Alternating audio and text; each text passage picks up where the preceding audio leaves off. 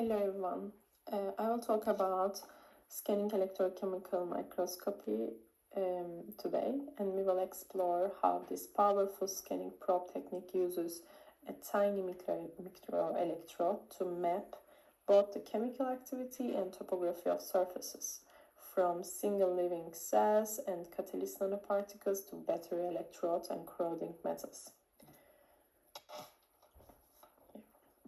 So what is SECM? Let's think SECM as a super sensitive scanning probe that uses a tiny microelectrode tip to tickle the surface of any material and watch how it reacts electrochemically. As we hover the tip and move it point by point, we measure the local current, which tells us two things at once: the surface topography and its chemical activity. And here we can see the scanning electrochemical microscopy areas. And here is our SECM instrumentation. First, a combo of stepper and piezomotor moves our microelectrode tip in X, Y, and Z with nanometer precision. And next, the tip sits in a mediator solution above our sample alongside reference and counter electrons. The bipotentiostat locks both tip and sample at the voltages we choose and reads out currents down in the picoampere range. All of that data, position, voltage, current, gets stitched together by our computer into the high-resolution electrochemical map you see.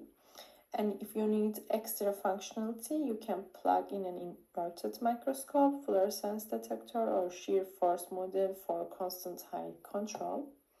Alright, on this slide you can see how we use SECM to actually see a fingerprint you can't spot with naked eye. In picture A, our 25 micron platinum tip sits about 10 microns above a zinc oxide aluminum coated glass slide, and it's held at 0.3 volts in a solution of ferrocenomethanol and potassium nitrate. Because the fingerprint residues conduct differently than the bare film, the feedback current changes as the tip scans across ridges versus valleys. And picture B shows the invisible print under white light, bright ridges, dark valleys, while the picture C is the SECM map. And here, the lighter shades mean higher currents at the ridges and darker shades lower currents in the valleys. We can scan a 4x in like 1.5 millimeter area at about 320 microns per second and finishing in around 40 minutes to obtain this image and instantly reveal the latent pattern through its electrochemical signature. Here is the SECM working principle. As our microelectrode tip hovers over an inert area, current stays low because no mediator is regenerated. When it crosses a reactive spot, regeneration spikes the current. Since the current is directly proportional to the surface reaction rate, which is written here, and scanning point by point gives us a map of local reaction kinetics in real time.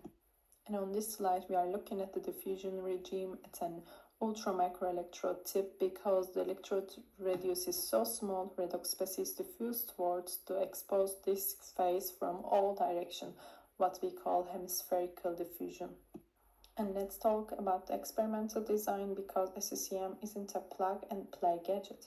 You need to optimize three things together: the type of mediator, the choice of solvent, and the selection of probe. They are important and they must be optimized together. Now we will talk about the modes of operation in SECM. And here are the modes of SECM, and in the first one we see the bulk diffusion, and it's like far from any surface, and the tip reaches a steady state current set by hemispherical diffusion. And we should know that each of these modes are used for different purposes. So if we pick the feedback mode, when it means that we can use it for topography and reactivity, and if we use the generation collection mode, it's for flux and kinetics. And if we use redox competition mode, it's for pinpointing catalytic or corroding sites.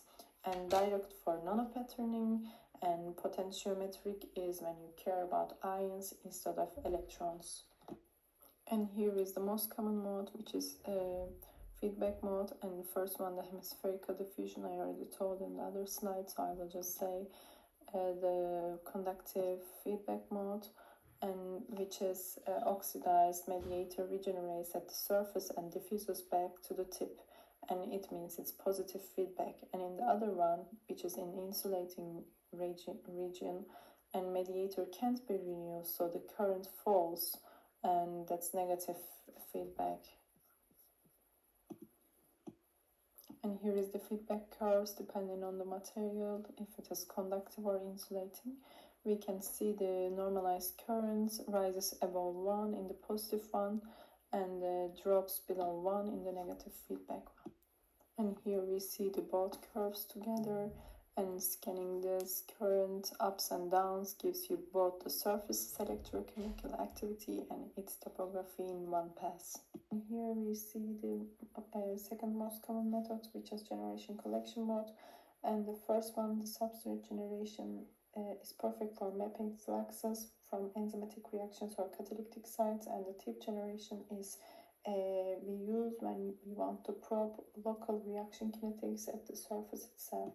And here we see the substrate generation mode, and we bias the surface to generate a species and sweep the tip to collect it, directly mapping local fluxes and reaction rates at the micron scale. And in this slide we have the redox competition mode, which measures the local ability of a substrate to interact with the redox mediator. Now we will talk about the probe of SCCM.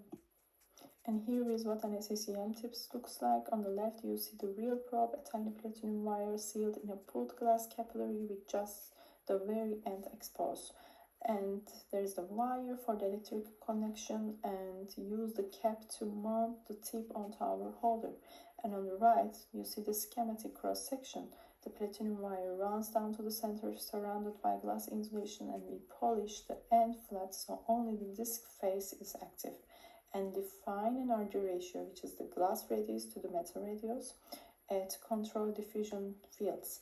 And a lower RG means like a thinner insulation, and it gives us stronger signals but less mechanical stability. And when it's higher, it insulates better but can slow diffusion slightly. So choosing the right tip radius and RG is crucial. Smaller radiation mean higher spatial resolution but lower currents, while RG tunes the balance between signal, strength, and control. And now we will see the probe types of SCCM. And here we can see the classical probes and multifunctional probes, and it depending on the probe geometry, the signal magnitude and the spatial resolution changes, so we have to pick the one best fits our application. And now we will see the limits in constant height in SCCM. And in the constant height feedback scan, our tip stays same at the same Z position, but the surface can change as a topography. So each time when we scan from the constant height, we cannot know that if it's a spike from a surface protrusion or extra chemistry. So they differentiate if the current change is coming from the local electrochemical activity or from the geometry. We use impedance controlled SCCM.